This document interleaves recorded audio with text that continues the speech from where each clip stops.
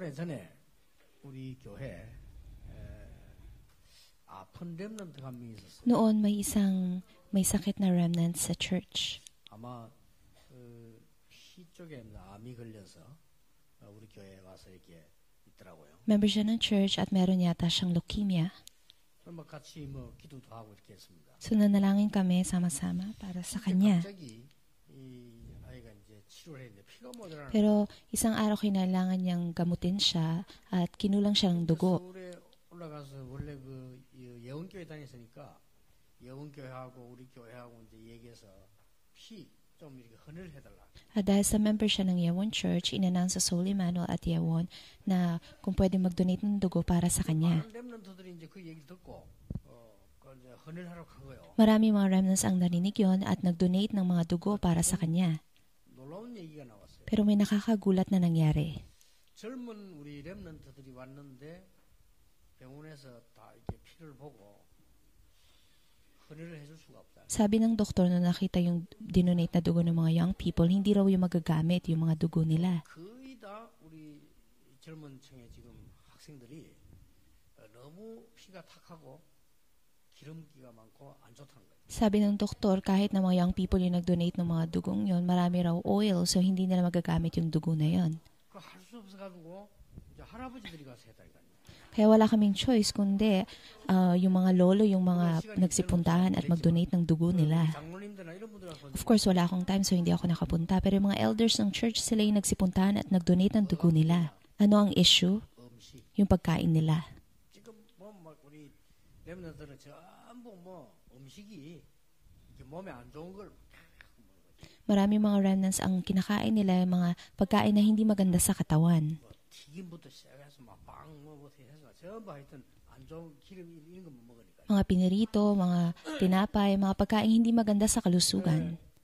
우리 서울의 김성인 장로님 제가 그런 얘기를 했어요. So sabi ni Elder Kim, taga Seoul siya, ito yung sinabi niya sa akin. 걸리지 않고 건강하시려면 어릴 때에 먹었던 좋은 음식을 먹어야 돼요. Pastor, para hindi ka magkasakit at di ka magka-cancer, kailangan mong kainin yung mga pagkain kinain mo nung bata ka pa. 그 몸에 기억하고 있기 때문에 그래야 큰 병에 걸리지 않다. Dahil naalala ng katawan mo yung kinain mo nung bata ka, pag kinain mo yung mga healthy food na yon, hindi ka magkakaroon ng malalang sakit. 그 분야의 그 과학자니까 듣고 보니까 너무나 맞던 내가 꼭 옛날에 어릴 때 음식을 지금 먹거든. Dahil scientist siya, naisip ko tama siya. Dahil ngayon, yun yung kinakain kong mga pagkain yung kinain ko nung bata ako. 내가 왜 이런 얘기를 합니까? Bakit ko sinasabi to? 우리 렘넌트에게 지금 들어간 복음, 지금 들어가는 지식 이것은 반드시 나중에 열매로 나옵니다. Ang gospel at ang knowledge na pumapasok sa ating mga remnants ngayon, later on, definitely magkakaroon yun ng bunga. 이상하게도 도저히 지금도 내려오면요. 오늘 가서 혈압을 쟀는데 무조건 부산 내려오면 10이 내려가. Sa tuwing pupunta ako dito sa Busan, ngayon chinek ko rin yung blood pressure ko. Laging 10 milligrams lower yung blood pressure ko. 서울에서 재니까 80, 125. So pag nasa Seoul ako, like for example, 80/120 ang aking, 125 ang aking blood pressure. 70, 115. Pero pag bumaba ako dito sa Busan, it's 70/115. 이 서울에서 90, 130 나올 때 여기 오면요. 80, 125. Kung nasa Seoul ako, 90/130. Pag nandito ako sa Busan, 80/120. 반드시 부산만 오면 무조건 아래위 10씩 내려가. So sa tuwing bumaba ako dito sa Busan, laging 10 lower ang aking blood pressure. 그래서 우리 혈압을 재는 이 비서가 작은가 싶어서 제가 의사 불러가고 해보대. 맞아요. Dahil sa feeling ko baka mali yung mga kumukuha ng blood pressure ko, yung secretary ko. Kaya tinanong ko yung doktor, tama nga. 그 이유가 있습니다. Pero ang dahilan, 제가 어릴 때부터 바닷가에서 자랐습니다. dahil lumaki ako mula pagkabata ako sa tabing dagat. 크면서 늘 바다 쳐다보고 자랐기 때문에 그래요. Lumaki ako mismo sa tabing dagat. So lumaki ako na nakikita yung dagat. 그렇습니다. So ganun yun, kahit physically speaking. 어릴 때 복음이 바로 정립되면 영적 문제 절대 걸리지 않죠. Pero kung ang gospel ma-establish sa'yo mula pagkabata, hindi ka magkakaroon ng spiritual disease paglaki mo. 실력을 갖추면 반드시 세상을 움직이게 됩니다. At kung magkakaroon ka ng skills mula pagkabata, mababago mo ang buong mundo. 그래서 우리가 렘넌트 운동을 하자는 것이고 렘넌트를 가르치는 겁니다. Kaya nga ginagawa natin ng remnant movement, kaya nga tinuturuan natin ang mga remnants natin. 올해는 전 전국에 있는 우리 중직자분들이 조금씩이라도 여러분이 OMC 헌금해서 렘넌트들을 많이 공부를 시키자. Kaya ang mga church leaders sa buong mundo, nawa magkaroon kayo na offering para sa ating OMC scholarship para ma-educate natin ang ating mga 다른 거는 remnants. 몰라도 실력은 있는데 가정 형편이 안 돼서 공부를 못한다. 그것은 아니지 않냐. May mga bata na matalino sila pero hindi sila makapag-aral dahil walang pang-aral sa pamilya nila. So dapat tulungan natin yung mga batang ganon. 지금 우리가 네 자식 내 자식 따지게 됐습니까? 아이가 너무 괜찮은 아이인데 형편이 안 돼. Hindi tayo dapat mamili na, hindi ko naman siya anak, hindi ko siya susuportahan. Yung mga batang matalino pero walang pang-aral, yun yung mga dapat natin tulungan. 너무나 뛰어난 머리를 갖고 있는데 가정 형편이 안 된단 말이야. Dahil kahit matalino sila, hindi sila makapag-aral dahil hindi sila masuportahan ng family nila. 아이들은 키워야 돼요. Dapat nating tulungan yung mga batang ganon. 하는 게 OMC입니다. At ang pagtulong sa kanila ay ang ating OMC. 우리가 뭐 가정 이고 문제가 아니라 렘넌트 하나 키우면 한 명 키워도 마틴 루터 같은 역사를. Kahit isang remnant lang ang tulungan natin, pwede silang maging katulad ni Martin Luther. 그 교회사를 읽어보면 루트가 그냥 그래 큰 거 아닙니다. 아버지가 어릴 때부터 계속 얘기했더만. Kung titingnan mo yung church history, hindi lang basta naging ganun si Martin Luther. In-educate siya ng tatay niya mula pagkabata niya. 원래 아버지가 루트를 보고 너는 성직자 되지 말고 법관이 되라고 한 거예요. So sinabihan siya ng tatay niya mula pagkabata, huwag kang maging priest, maging lawyer 그래서 ka. 법을 바로 해야만 되는 거다 하고 계속 가르친 거예요. At mula pagkabata, sinabi ng tatay niya, dapat maitama natin ang batas. 나중에 성직자가 됐는데 루트 한 명에게 들어간 그 믿음과 복음이 세계를 바꿨어요. Later on, naging priest siya. Pero ang gospel at ang faith na pumasok sa kanya later on ang nagbago sa buong 여러분 mundo. 이 렘넌트 7명 잘하고 있습니다. 본인들이 모를 정도로 응답이 와요. Alam niyo yung tungkol sa 7 remnants, pero sa kanila, dumating yung sagot na hindi nila inaasahan. 아니 어머니가 돌아가시고 가정 형편이 좋지 않고 형들이 괴롭히는데 기도했단 말이에요. So, namatay yung nanay niya, yung mga kapatid niya, pinaparusahan siya, pero nanalangin siya. Sino yon? Si Joseph. 요셉이 애굽을 바꾸고 세계를 살릴 총리가 될 것이라고는 아무도 생각. Hindi inaasahan ng ibang tao na ang Joseph na to ay magiging governor at maililigtas niya ang mundo. 어릴 때에 복음이 들어가고 어릴 때 영적인 게 들어가게 되면은 본인들도 몰라요. Kung ang gospel at mga spiritual na bagay ay pumasok sa atin mula pagkabata, hindi natin alam kung ano mangyayari sa atin in the future. 축복을 우리가 대충은 알고 있지만 실제 보지를 못했단 말이에요. Konti lang alam natin patungkol sa mga spiritual na pagpapalang tinanggap natin at malabo natin itong nakikita. 어머니에게 복음을 듣고 어릴 때 어머니하고 기도했던 그 모세가 그렇게 세계에서 최고 가는 역사 이룰 것이라고는 아무도 생각을 못했어요. Hindi inaasahan ng mga tao na si Moses, natanggap niya yung gospel, nanalangin siya kasama ng nanay niya mula pagkabata, na later on, gagawa siya ng mga dakilang bagay. 여러분, OMC 모든 중위자 여러분, 여러분이 다시 한번 이 언약을 붙잡고요, 힘내고 기도해야 돼요. Teacher, parents, mga member ng OMC, nawa magpakinggan niyo ulit yung message na to at manalangin kayo sama-sama. 여러분 아시다시피 어린 다윗이 저 목동으로 가 있으면서 그 외로운 장소 아닙니까? 그러니까 이 종이 한 장 차이로 그때 놀 수가 있다니까요. Si David, kung alam niyo na siya ay isang pastor, so sa lugar na yon napakalungkot nung kalagayan niya, so dapat naglaro na lang sana siya. 돌아다닐 수 있다니까요. Dahil sa malungkot siya, pwede siyang maglaro na lang nung time na yon. 근데 다윗이 약간 성경 읽고 기도한 거예요. Pero ang ginawa ni David, kahit konti lang, binasa niya yung Biblia at nanalangin. 그러다 보니까 자기가 가진 소질이 있는 그걸 가지고 시를 쓴 거예요. At kasama ng skills niya, nagsulat siya ng mga awit 찬양하고 at nagpuri siya sa 또 Panginoon. 성실하게 양 지키고 At inalagaan niya ang mga pastol. 그거밖에 한 것이 없어요. Mga tupa, yun lang yung ginawa niya. 어떤 일이 났습니까? Pero anong nangyari? 상상 초월. Mga dakilang bagay ang nangyari. 사람이 못 막는 겁니다. Hindi ito mapipigilan ni numan. 우리가 복음으로 렘넌트 운동을 하고 있는데 세상 사람들이 뭐라고 뭐 좋은 거 하지만은요, 이거보다 더 귀중한 건 없어요. Ginagawa natin ang remnant movement kasama ng gospel habang ang ibang mga tao ginagawa nila ang ibang mga bagay. Hindi ito maikukumpara doon. Sinabi ko na to dati, 오래된 교육 그건 못 바꿉니다. ang edukasyon na tinanggap mo noon pa, hindi yun mababago. 우리나라 위기 왔지 않습니까? 애기들이 없어서 위기 왔어요. Ngayon may krisis dito sa Korea dahil wala na masyadong mga bata. 지금 거의 학교 문 닫고 있잖아요. Maraming mga schools ang nagsasara na ng pintuan. 애들이 가면 학교 다 문 닫았습니다. Maraming mga schools ang nagsasara dahil wala na mga bata. 왜냐, 애가 없어.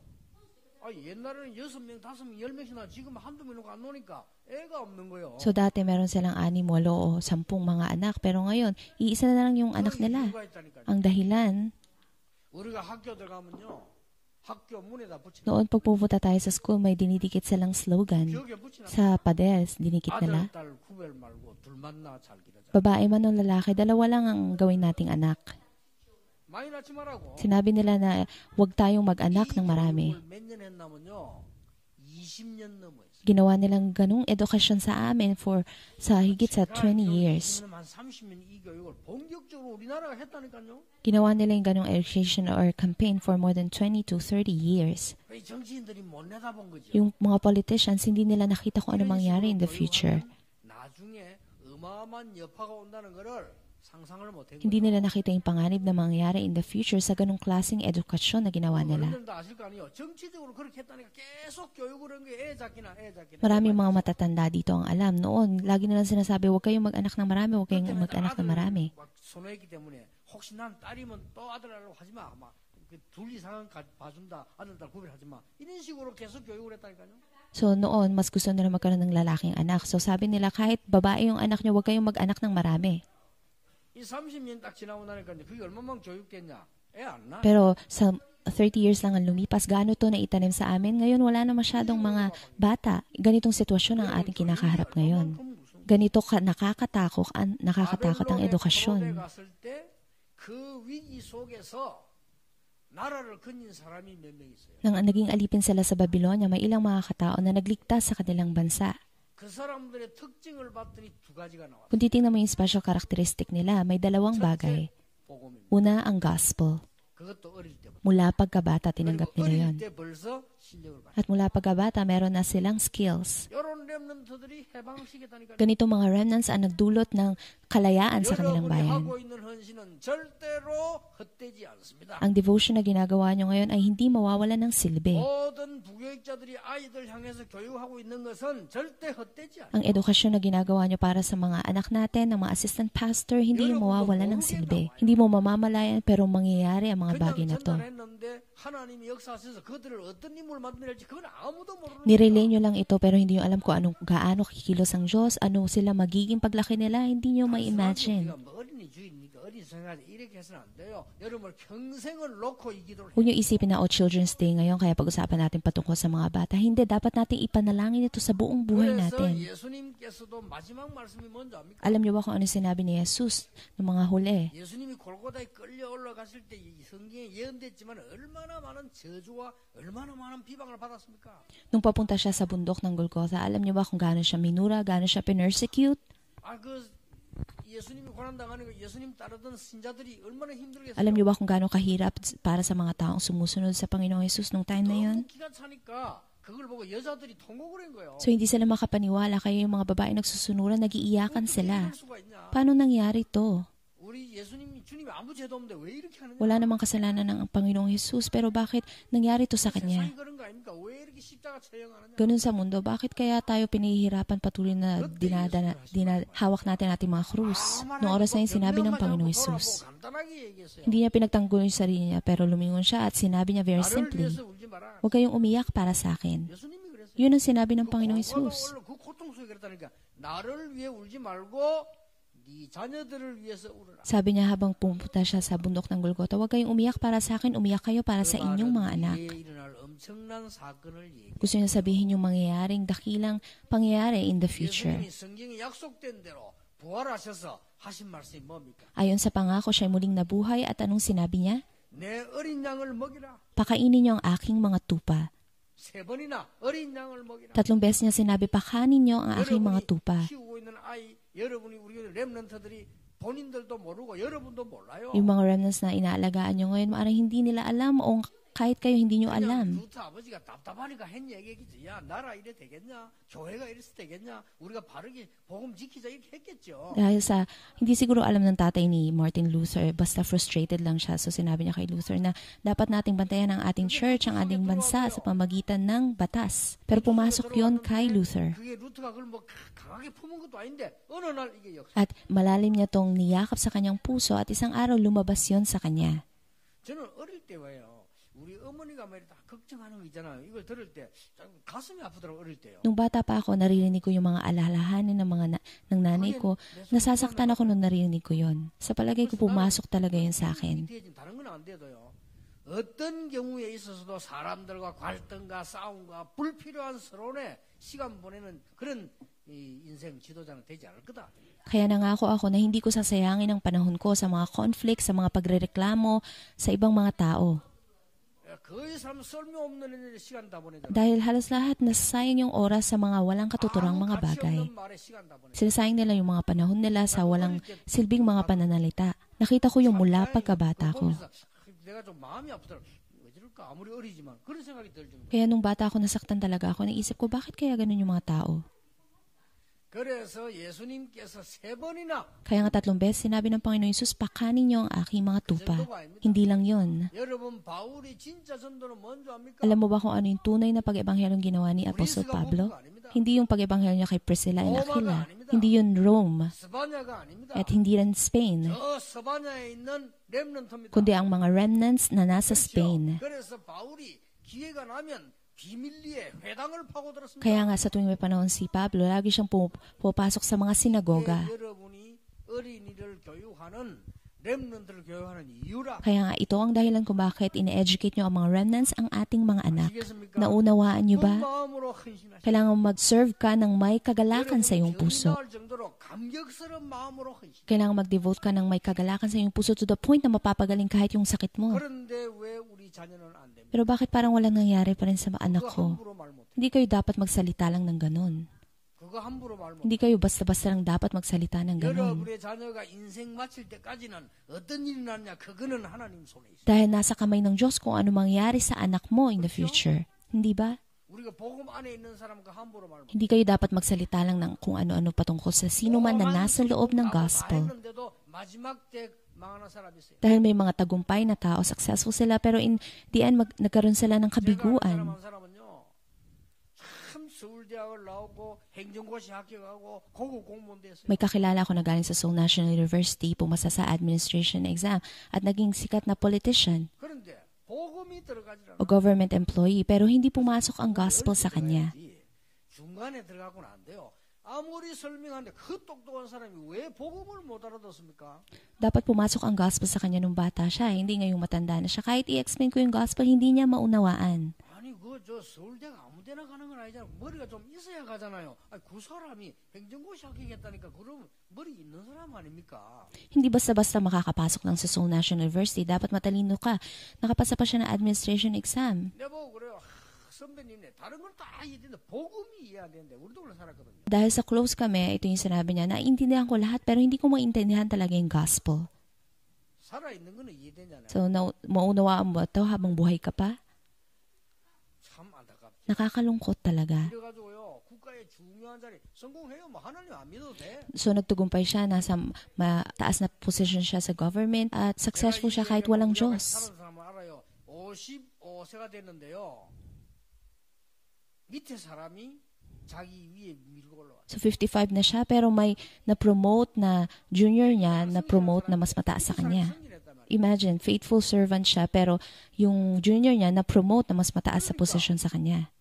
있을 수가 없는 거예요. Kaya nga hindi siya makapaniwala. 그만둔 거예요. Kaya nga nag-resign siya. 그만두니까 이 사람이 이제 이상하게 되는 거예요. Ito nag-resign siya, bigla siya naging strange. 하나님 안 믿다니까. Kasi sabi niya hindi siya makapaniwala sa Diyos. Sabi niya hindi niya kailangan ng Diyos. 영적으로 굉장히 문제 온다는 걸 모르죠. Pero hindi niya alam na dakilang spiritual na problema ang parating. 오랫동안 공무원 했으니까 이 돈 있잖아요. 그걸 다 받아. At dahil may pera siya, tumanggap siya ng pera nung government employee siya, yun yung inipon niya. 이 세상 사람들 얼마나 웃깁니까? 그 사업에 Nakakatawa talaga yung mga worldly people dahil kasama ng pera na yon nagsimula siya ng business. 망했어. Pero isang taon lang na bankrupt na siya. Completely na bankrupt siya. 다른 사람과 책임져야 될 입장. Hindi lang siya basta nag-fail, pero nagkautang pa siya sa ibang tao. 나 그때는 하나님 앞에 손들 줄 알았어. Akala ko nung time na magsusurrender na talaga siya sa Panginoon. Pero hindi, nagpakamatay siya. 진짜 후에서는 내가 저 악자같이 찾아가서 복음 전해야 되는 건데 하기야 복음이 악자같이 한다고 됩니다. So parang nagsisisi ko, dapat hanggang sa huli, shinare ko sa kanya yung gospel. Pero syempre, hindi naman natin mapipilit yung gospel sa kanya. 정말 협박으로 전해지는 게 복음이 아니잖아요. Hindi natin siya pwedeng takutin para lang tanggapin ang gospel. 누가 행복한지 그건 아무나 모릅니다. Kaya nga hindi natin alam kung sino ba talaga ang tunay na masaya. 더 두고 보세요. 그건 모릅니다. O bakit ganito yung anak ko? Hintayin mo, hindi natin alam kung anong mangyayari sa kanya. 우리는 죽고 난 뒤에 일어나는 거 또 있어요. 그거 쉽게 말 못해. Kahit na mamatay tayo, may darating pa rin ang sagot sa atin, kaya hindi tayo dapat basta-basta lang magsabi ng kung ano. 세상 말로 복음 전하다가 바울은 사형당에 망해 죽었잖아요. 그 망한 겁니까? 아니거든요. Si Pablo, pinahayag niya yung gospel, tapos in-execute siya, pinatay siya. Makita ba natin na pagkawasak yun para sa kanya? 오늘 여기 어릴 때에 복음과 실력을 갖춘 인물이 있었는데 그 인물이 바로 오바다라. Sa binasa nating passage ngayon, may isang tao na meron siyang gospel at meron siyang skills mula pagkabata at yun ay si Obadiah, 상을 만났어요. na tumira siya sa napaka-strange na panahon. 오므리라고 하는 왕 아들이 왕이 됐는데 이게 아합이요. May isang hari ang pangalan niya Omariah at ang naging anak niya ay si Ahab. 이게 장가를 갔는데 어디 갔냐? 저 바알 우상 섬기는 제사장 따라오게 됐어요. So yung hari na si Ahab, nagkaroon siya ng asawa. Nag-asawa siya, ang napangasawa niya is anak ng priest na sumasamba kay Baal. 이상한 종교. Naunawaan niyo ba? 바알 우상 섬기는 저 시돈에 바알 우상 섬기는 그 제사장 따라오 결혼했다니까. So strange religion ng Sedon na sumasamba kay Baal, yung priest nun, anak nun, yun yung napangasawa ni Ahab. 이세벨이요. Yung anak nung priest na yun, ang pangalan niya is si Jezebel. 바알 우상 섬기는 제사장 딸만 돼도 괜찮은데 여기 천하의 악질. So okay lang kung anak siya ng isang priest na sumasamba kay Baal, pero napakasamang babae niya 이게 pa. 또 악질만 되면 되는데 이게 또 야시라. Hindi lang siya basta masama, may medyo matalino pa siya. 야시만 되면 되는데 이게 또 영적 문제가 있는 거야. At hindi lang yon, meron pa siyang malalang spiritual na problema. 이번 남자를 봐 완전히 그냥 막 이상하게 만드는 거요. Kaya nga ginawa niyang strange yung asawa niya. 이래 가지고 이지 아방이요 이상한 왕이 돼버린 거예요. Kaya nga si Haring Ahab naging very strange king siya. 여러분 이렇게 되면 사람이 영적 문제 못 깨달으면 이렇게 돼요. Ito yung mangyari kapag hindi mo maunawaan kung anong spiritual na problema. 아방은 좀 아버지 때부터 좀 그랬어요. 그런데 이게 하필이면 이제 거기 왜 장가를 갑니까? 이세벨은 이세벨이 보통 여자가. So mula pagkabata ganun na si Ahab, pero nakapag-asawa pa siya at si Jezebel ngayon at hindi siya ordinaryong babae. 싹 만드는까지 일이죠. Okay, sabihin na natin na gumawa siya ng mga lugar para sumamba sa Diyos-Diyosan. 여호와 선지자를 잡아 죽이라는. Pero hindi lang yung pinag-utos niya na hulihin at patayin ang lahat ng mga lingkod ng Panginoong Diyos.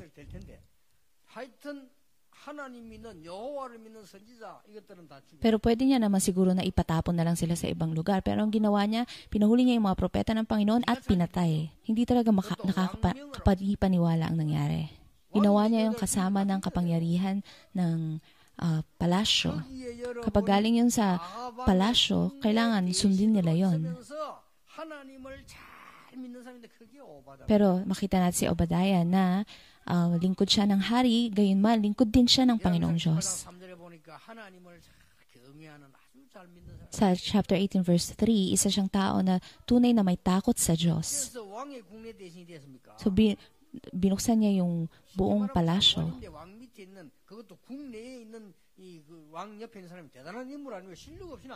So hindi lang siya basta government official, isa siyang government official na naglilingkod sa tabi mismo ng hari. What's so funny is disciple siya ni Elijah. So imagine mo, si Elijah at si Haring Ahab, matinding magkaaway sila, pero disciple siya pareho nung dalawang taong yon. At nung ipinag-utos ni Jezebel na patayin ng mga propeta, nagtago siya ng 100 prophets. Paano mangyari yon? Pinag-utos ng hari na patayin ng mga propeta, pero tinago ni Obadiah ang 100 kataong mga propeta. Kahit hanggang ngayon, hindi ko pa rin ma-interpret to. Pero mag-ingat kayo kasi maraming mga ibang pangalan na Obadiah. Pero yung Obadiah yung sinasabi natin is siyang nasa palasyo. Kaya nga pag napunta kayo sa langit, huwag kayong lito sa mga Obadiah ang makikita nyo. So tanongin nyo, sino po rito yung Obadiah na disipulo ni Elijah? Isipin mo, kung tinatago niya yung 100 prophets, pinapakain nila sila, maaring mahuli siya, di ba? Sa palagay mo ba hindi alam yon ni Haring Ahab? Imagine mo, ang daming conspiracy sa loob ng palace. Maaring may mga nagsumbong sa kanya. Imagine mo, 100 yun, hinati niya sa 2. Pagpapakain lang dun sa mga kataong yun, malaking issue yun. 이해가 안 되는 게 왕이 몰라서 왕이 알았으면 가만히 있을 건데 그 악질이 말이에요. Ngayon pa rin, hindi ko maunawaan. Imagine, kung alam yun ng hari yung ginagawa niya, mananatili lang ba siya, wala bang gagawin yung hari? Napakasama nung haring yun. Pero may isang bagay na sure. 알았느냐 몰랐냐. Alam ba ng hari yun o hindi? 다른 대신들이 알았느냐 몰랐냐. Alam ba yun ng ibang mga officials o hindi? 이 어마어마한 일을 하고 있는 거를 도대체 다른 왕궁에서 몰랐냐. Hindi ba alam ng mga tao sa loob ng palasyo na ginagawa niya yung dakilang bagay na 그에 yun? 대한 의문을 내가 물어보겠다는 거예요. Gusto kong tanungin yung tanong na yun. 그런데 분명하네. Pero may isang sure na bagay 이렇게 할 만한 믿음과 실력을 갖고 있었다. na meron siyang faith at skills para magawa yung dakilang bagay na yun. Di ba? 여러분 불신자도 여러분이 진짜 실력이 있으면 여러분 따라와야 돼요. Kung may skills ka talaga, kahit mga unbelievers susunod sa'yo. 이게 오바다입니다. At ito si Obadiah. 그 정도가 아닙니다. Hindi lang yun. 오늘 읽은 본문은 위대한 미션을 전달합니다. Sa binasa natin ngayon, nirelay niya yung importanteng mission. 뭡니까? Ano yun? 엘리야가 심부름을 시킵니다. Binigyan siya ng utos ni Elijah. 정말로 나라를 망치는 저 거짓 선지자들이 맞는지 여호와 하나님이 참 신인지 우리가 한번 대결하자. Magkaroon tayo ng labanan kung sino ba ang tunay na Diyos. Yung Diyos ba na pinaglilingkuran natin o yung Diyos na pinaglilingkuran ng mga false prophets na yan. Sabihin mo kay Haring Ahab, sabihin mo sa kanya. 내 대신이니까. Dahil isa kang manggagawa sa palasyo, 산에서 하자고 해라. na magkaroon tayo ng labanan sa Mount Carmel. Yun yung sinabi niya. 전달하니까 지금 이 오베다가 대답한 내용입니다. Nung sinabi yun ni Elijah sa kanya, ito yung sinagot ni Obadiah. 정말 아방에게 죽는 거 아닙니까? Sabi niya, kung gagawin ko yun, papatayin ako ni Haring Ahab. 지금 선지자 숨겨놓고 이것도 알면 큰일 나는데 또 그 이야기까지 하면 어떻게 됩니까? Papatayin niya ako kung malaman niya nagtatago ako ng mga propeta. At kung sabihin ko po to sa kanya, I'm sure na papatayin niya ako. Yun yung sinabi niya. Pero nirelay niya rin to kay Haring Ahab later. 그 일을 성사시키잖아요. At siya yung nagdulot para magkaroon ng confrontation. 정말 대단한 중직자. Ibig sabihin, isa siyang outstanding church officer.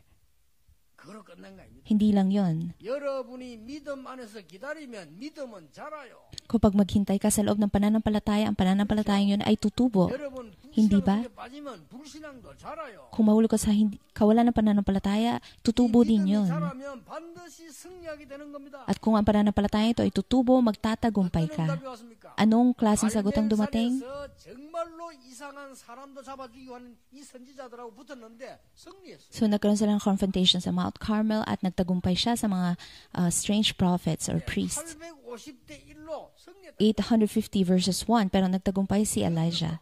벨짓을 나오고 칼을 들고 벨짓 다 했는데 그냥 엘리야는 기도했는데요. 그 제단에 불이 붙었어요. Yung mga priest na yon, ginagawa nila, sinusugatan nila yung sarili, nagsisigawan sila, pero si Elijah nanalangin lang siya at dumating yung apoy mula sa langit. 불 붙으면 네 믿는 그 바알이 맞다고 해줄게. So yun yung dapat maging sign. Kapag bumaba sa langit ang apoy, ibig sabihin, Diyos si Baal, kaya maniniwala ako sa kanya. 그 많은 거짓 선지자들 다 죽었잖아요. Pero pagkatapos ng magtagumpay ni Elijah, pinatay nila lahat ng mga false prophets. 명령을 내립니다. At pagkatapos ng inutos ni Jezebel, 왕이 이세벨에게 보고를 한다니까. si King Ahab nagbigay siya ng report kay Jezebel. 요새 그런 일이 좀 있는가 봐요. Nowadays, ganyan yata yung kalagayan natin. 남편들이 부인대가 보고하고 이런 일이 있는가 본데.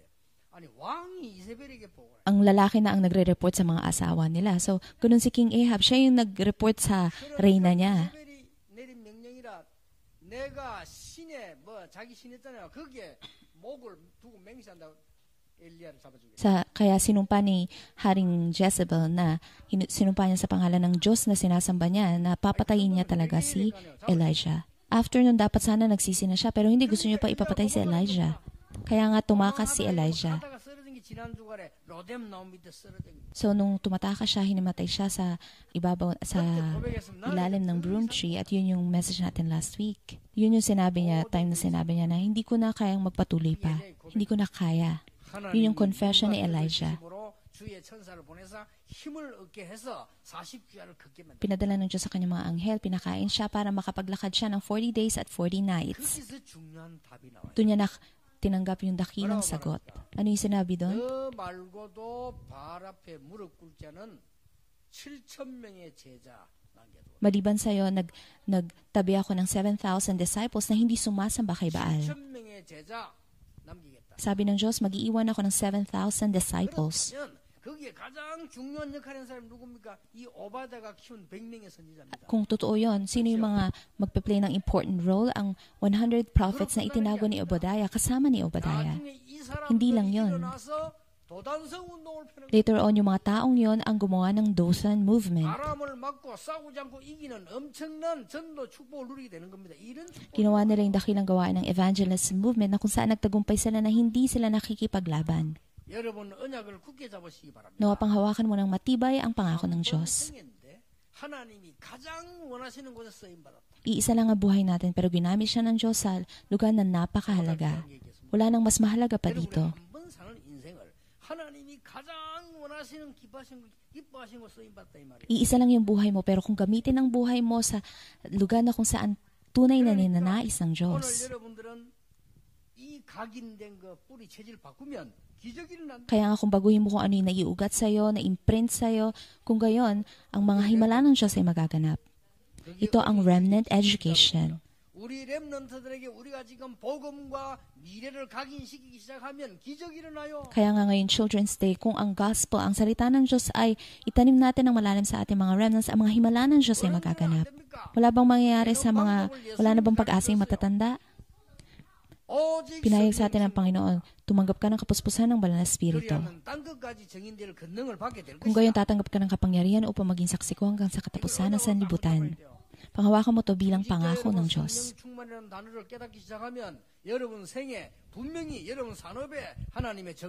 Kung panghawakan niyo ang kapuspusan ng banal na Espiritu, mga church lay leaders, ang ebidensya ng Diyos ay darating sa inyong pamilya, sa inyong business. Nawahanapin mo ano ang personal method mo to be filled with the Holy Spirit. At para gawin to, alisin mo muna yung mga misunderstanding, misconception mo. Ano yun? Nasabi nila, habang namuhay ka ng Christian life mo, ang hirap mabuhay ng social life. Hindi yun totoo. Na mahina ka? Hindi yun. Dapat mamuhay tayo ng tama, labanan natin ng batas. Hindi yun. Napalaya na tayo mula sa lahat ng sumpa ng ating nakaraan.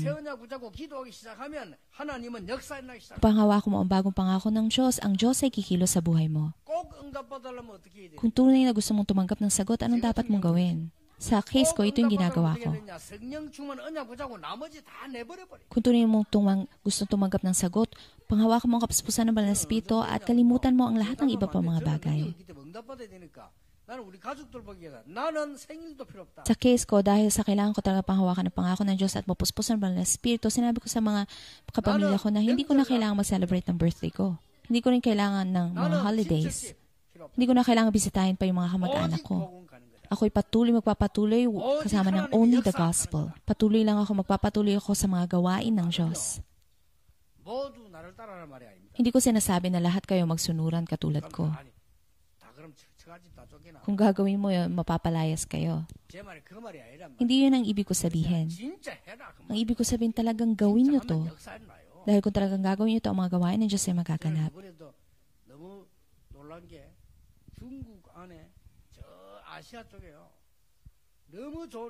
Nagulat ako nung pumunta ako sa China, maging sa Asia. Ang daming magagaling na mga remnants. At meron silang complete gospel. Paano yung mga remnants na to ay na-prepare ng ganito? Nakakagulat talaga nung nakita ko sila. Kaya nung pabalik ako talagang puno ko ng pasasalamat. Kaya nga huwag kayong mag-alala, huwag rin kayong magkaroon ng misconception. O hindi ko kaya. Bakit hindi mo kaya? Anak ka ng Diyos. Kaya nga panghawakan mo matibay ito. Ito yung ginawa ko. Thankfully na unawaan ako ng mga family ko. Kaya nga dahil kailangan ko talagang panghawakan, tanging ito lamang.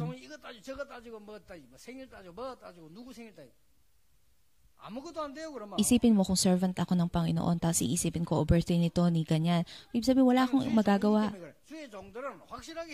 Kung servant ka ng Panginoon, lingkod ka ng Panginoon, dapat sure ka.